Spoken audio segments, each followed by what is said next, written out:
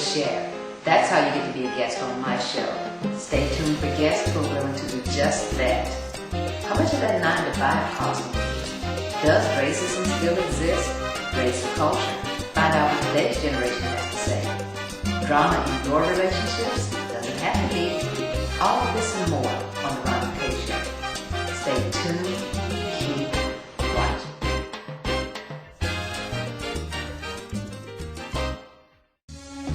Let's Talk with Rhonda K, your number one choice in talk. A show created for and because of the people. Stay tuned. Keep watching to find out what Let's Talk is all about. Let's Talk is designed to inspire, motivate, inform, and educate the audience with positive, informational, educational talk that is sure to steer you towards success. More than just news you can use. Check out our website for a list of upcoming show topics ranging from love to life, from career to business, along with a slight twist of entertainment. You won't want to miss it. Do you have show ideas or comments? Perhaps you qualify to be a guest. Visit our website at www.letstalkproductions.com. Let's Talk with Rhonda K. It's the show the Metroplex has been waiting for. I'm Michael Jenkins, and I highly recommend that you watch the Rhonda K Show. It's an enlightening, educational, and entertainment experience you'll never forget. And I watch it, and I learn something every time. Be sure and watch. Let us advertise for you on the Rhonda K Show. We can air your commercial for a fraction of what you're paying in advertising, saving you money and enhancing your brand. Live limitless. Let us build you your custom dream home. At Jeff Jenkins Signature Homes, we're making dreams come true, one home at a time.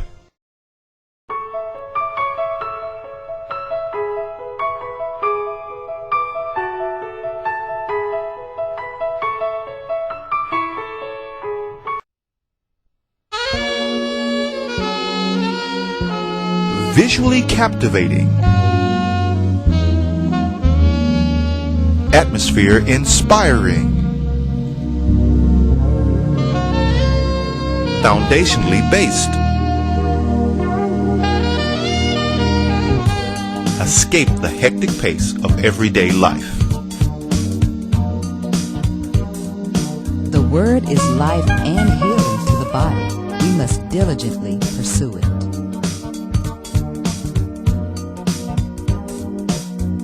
If we tithe, God opens up the windows of heaven and blesses us tremendously and protects our finances and prospers our work. The earth is the Lord's and the fullness thereof. The Visual Word series takes you to a realm of peace, relaxation, and tranquility. So let the journey begin.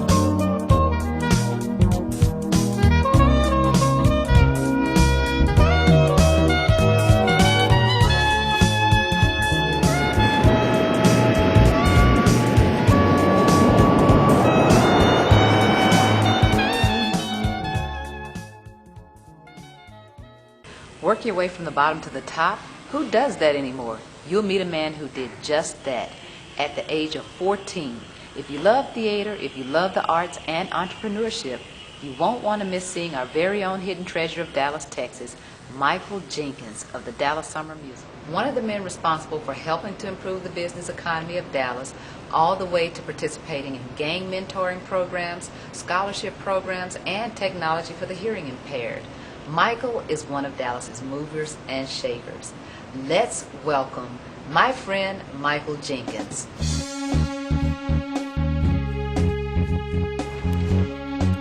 Welcome to the show, Michael. Well, thank you. Delighted to be here and honored that you would have me. Well, it's been 3 years in the making, and we finally got a chance to get together. Well, they say things worth doing don't come easy, so this must be very worthwhile. We'll hope it is. Yeah. Well, I appreciate you just being able to take some time out of your day and come talk with us. Delighted. You started the project over in Kuwait. I want to talk about that a little bit. It's so successful that you're now having to build a second theme park over there.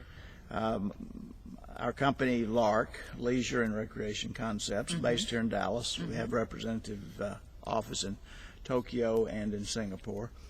We've just completed our 1,054th project, a large water park in Kuwait. And I'll tell you a very interesting story, or at least interesting to me, was sand everywhere and great for foundations. But when we went to put the finishes on all the pools, we found that grains of sand blowing for centuries in the desert are very sharp-edged and abrasive.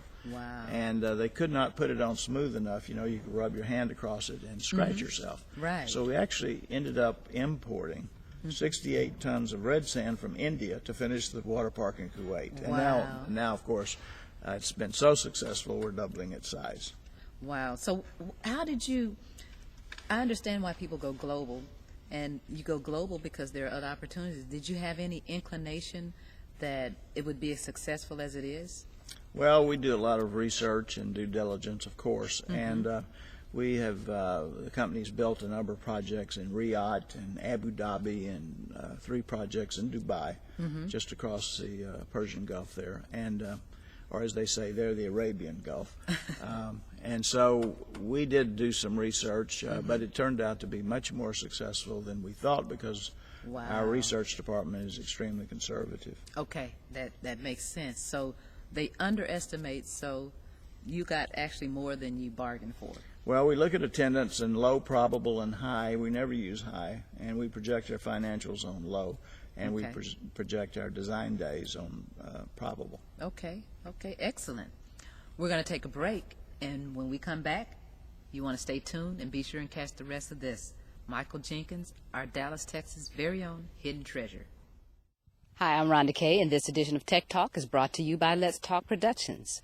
Tech Talk is a technical series where we live in the information technology. There's always new technology coming out, so I am going to shed some light about some of the technologies we've got going on. I'm wearing in my ear my headphones, stereo headphones that go to my smartphone device. We'll talk about that on a different show, but today what I want to talk about is 3 components of a website. A website requires, number 1, a website name, a www.yourwebsite.com. And that is, if your name is John Smith, your website name will be www.johnsmith.com, or whatever it is you want to name your website.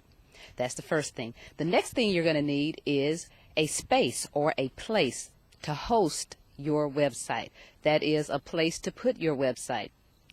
Your space will be bought in the virtual world, and this is how people will find you. So they will type in your www.yourname.com, and they will find you at whatever host or space or place you decide to purchase for your business or your place of business in the virtual world. Then finally, you need the website design, whether you do that yourself or you pay someone to do it. You can get free websites, you can get free domains, you can get, there's a number of options that you can get. Whatever suits your company. There's almost nothing that you cannot do on the web. If you sell anything, you want to do that on the web. You want to give your customers options. If you have documents or papers or books, anything that you can do electronically, if you have video, you can put all of that stuff on the web. And actually, if you are an artist and you sell CDs, DVDs, what have you, then a website will save you a lot of dollars in that you just put that stuff on the web and don't worry about carrying around CDs, DVDs, demos. You might need some of those for some people, because some people want something they can put in their hands, but a website saves you time and money. Just like you build a house, you build a website using a website designer or architect. We'll talk about that in another series. But that's all I want to share with you today about designing your own website. So people are moving their businesses to the web. The question is not why a website. The question is why not a website? That's the question you want to ask. I'm Rhonda Kay. Thanks for watching. Need a website? Get a website. Free domain, custom designs. Let's Talk Productions. Move your business to the web. I'm talking with Michael Jenkins of the Dallas Summer Musicals and the Historical Majestic Theater. Michael, for the benefit of those who may not know, explain what a Dallas Summer Musical is. Well, a musical is obviously theater. It's not opera. It's really a play with music. Okay. And hopefully, and generally speaking, the music advances the story. Okay.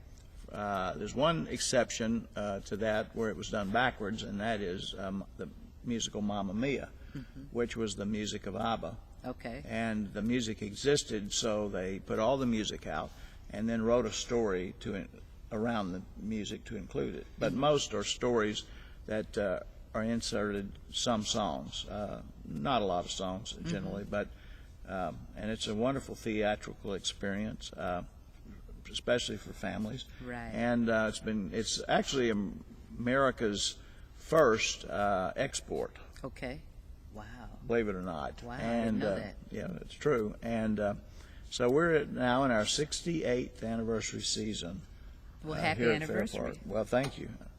And I feel 60, 132, twice as old, or 136. So, but anyway, it's a great evening in the theater. It's fun. You can sing along, watch the show, and it's a great time for the family to be together.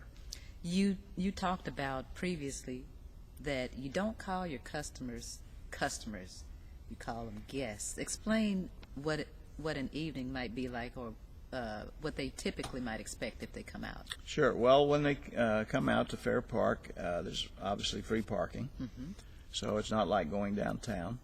And then what happens is, as you enter, you will be involved with 7 of our team. The parking attendant, the tram operator, the doorman, the ticket seller, the ticket taker, the usher, etc. Any one of which can ruin your evening. So we're very disciplined on that training.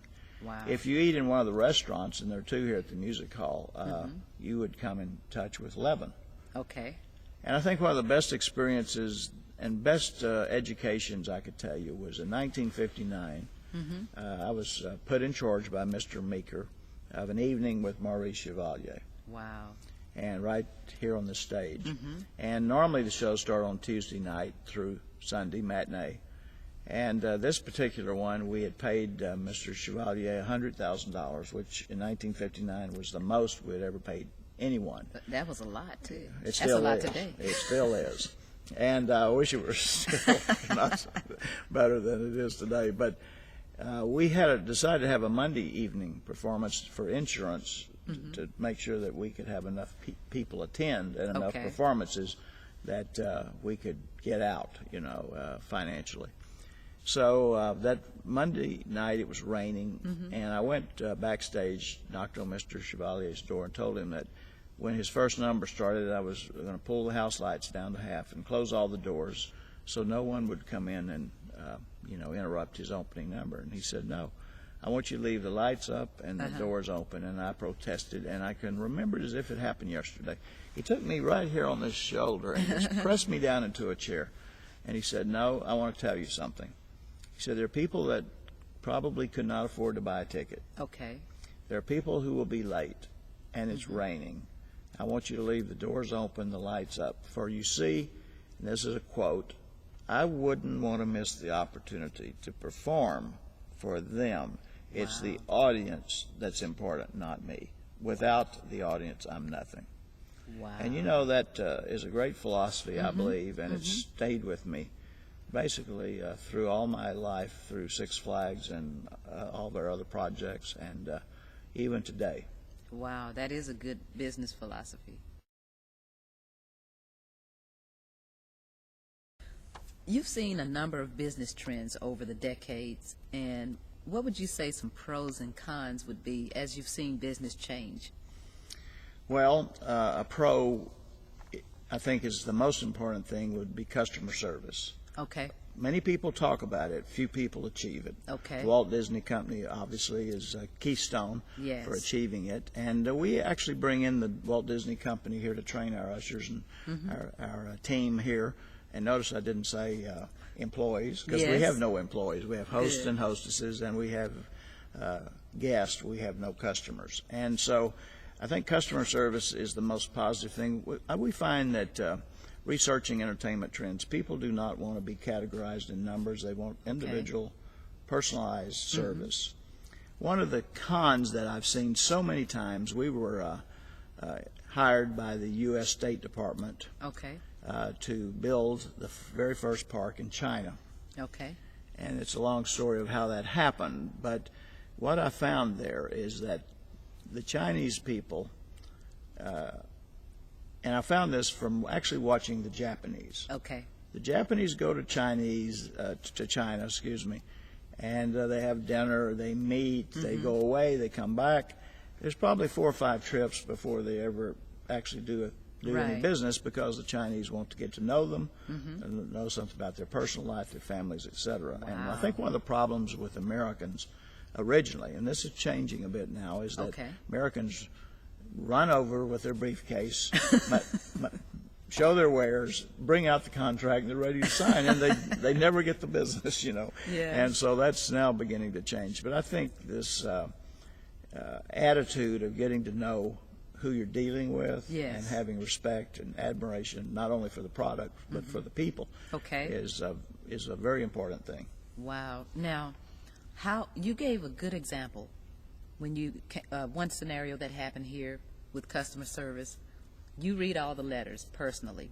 I do. And you gave an example of a situation, that you handled personally yourself, with the lady, and she was quite pleased, and she actually didn't believe it was you. You were saying she hung up and called you back. Well, I raised 3 children by myself for 12 years. Wow.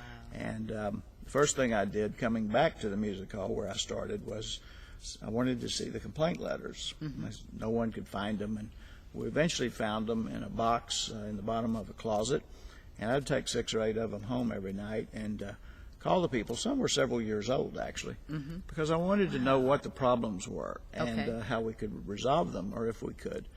And one lady I did call, and she didn't think it was me, so she took my home number and called me back just to see if it was me, which I thought was amusing. But she told me she was a widow. It was hard for her to come to Fair Park at night, and it was dark, and she was a little afraid. And it's all perception; it's not reality. But sometimes perception becomes reality if you don't deal with it. So we, of course, put up huge lighting with the help of the Meadows Foundation throughout Fair Park, especially our parking lots.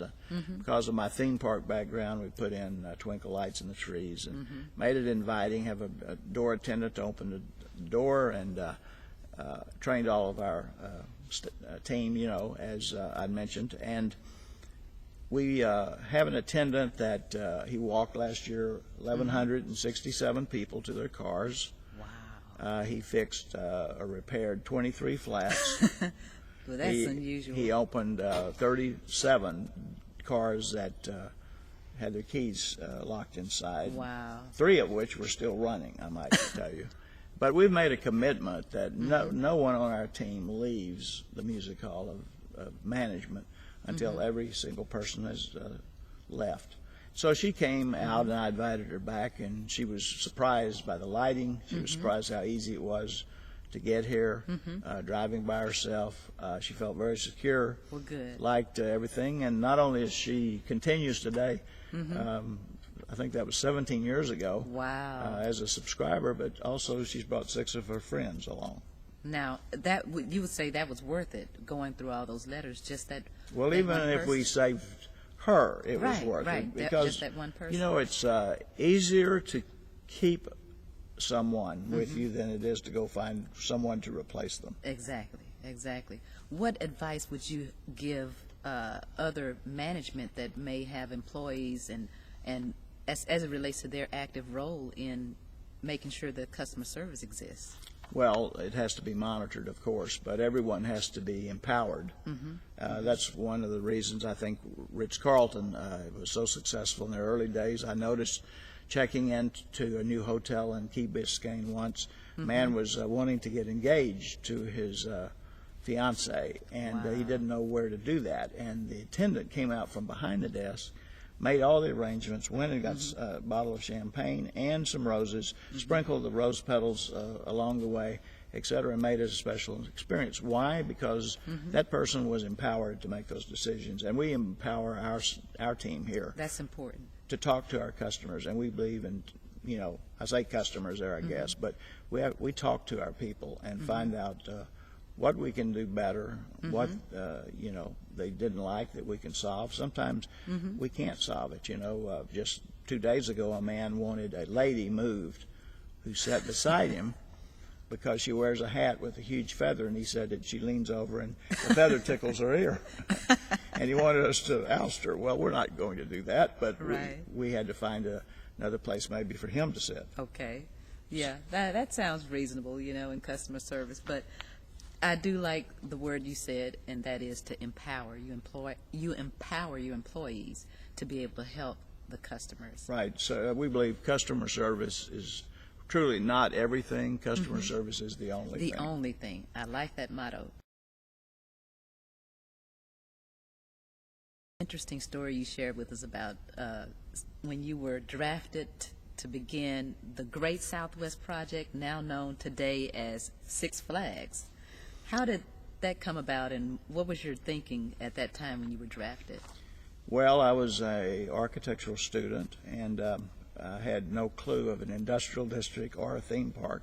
They didn't exist at that time except at Disneyland had just opened. One day we were standing, two of my associates and myself, at the back of a room during a press conference, and someone asked Angus Wynn, how do you plan to finance this large industrial complex, which was then 4,800 acres, it's now 13,000 acres. Wow. Has 326 companies and about 11,000 employees midway between Dallas and Fort Worth. And the toll road, which is I-30 now, but the toll road was a toll road then. And it seemed like a long, long way to get out there. It was actually just 15 minutes. But that was a lot then. It's not so much in today's right. That's normal today. Driving That's time. That's good today. That's very minutes, good. Yeah. You're right. And so he wanted to put a large percentage of the sites in landscaping and a large percentage of fountains and street furniture and decorations and landscaping. No trash could be exposed. There was a 22-mile internal railroad that ran within the district, still there today. And to finance, and he felt that you couldn't go out and say someday that gully will be filled in and there will be your building there, but these sites had to be prepared. And there was a huge front-end cost, and someone asked him how this would be financed, and he said he was going to build Great Southwest Land. Okay. And he said the three people standing at the back of the room are already working on this. One was myself and my two colleagues. We'd honestly never heard of this at all. Surprise to you. So I quietly motioned to them that maybe we should leave the room before the press conference was over, because someone will ask us something about this. And wow. The only thing we really knew was, some rides on the Midway at the fair or at the zoo, things like that. We had no idea. And we were sent out then to work in the company. And to come for 100 days, and we were I think the only three people ever worked at the Disney company that were not employees, actually. Wow. And Walt and Roy were extremely wonderful and kind, and it was a real quick education. And because they had, sections there, Randall Duell and his team and some others, they developed sections here, and that's how Six Flags started. Actually, its first name was Great Southwest Land. Okay. Second name was Texas Under Six Flags. And then one day, riding out on the tollway then, I was sitting in the back seat, and Angus Wynn was driving, and Luther Clark was the passenger seat, and they were talking. I was being quiet in the back seat. Yeah. And Angus Wynn said, "Texas hasn't been under anything. Change the name." So it became Six Flags Over Texas. Wow. And of course, people think of it today as just Six Flags, but that was a moment in time for me. And if anyone's in a trivia contest, they can win some dollars by Six Flags Over Texas is actually its third name. Right. See, so there you have it. That's the history of Six Flags, and you had a first-hand experience in helping to develop what we know as Six Flags today. Well, that's true. And Charles Meeker, the original producer, of the Dallas Summer Musicals had two assistants, Tom Hughes, who had just come back from the Korean War, and myself. I was very young. I wasn't really an assistant. I was more of a gopher, I'd say. Okay. And so I would then followed stage design was my interest, and then architecture, which took me into Six Flags, which became basically permanent stage sets, if you think about it like that. And then Charles Meeker eventually resigned from the musicals and came out. He and I teamed up again to do all the shows. And then Charles Meeker passed away. Tom Hughes asked me to come back on his board. Tom Hughes passed away when I was in Spain, actually. And so I came back for a year to help the situation. I went over to Lark and gathered everyone in the conference room. Said the average length of stay here is 19 years, but all of you know what to do. Just do it, and I'm going to be here half the time, which was less than half the time actually. And, right. So you left your company to come back and help the Dallas Summer Yeah, Musicals. it had been my first job, and I just couldn't envision that it would close or not continue. So that's kind of how that all originally happened. Of course, I'm still here, and at Lark, they love to remind me that the greatest year the company's ever had was the year I was gone. Well, you know, they say the mark of a true leader is one who can leave his company or his employees and everything runs smoothly. Well, So- I'm very proud of them. They're great. Yeah. Okay, we're going to take a break, and when we come back, we will share more with you from Michael Jenkins.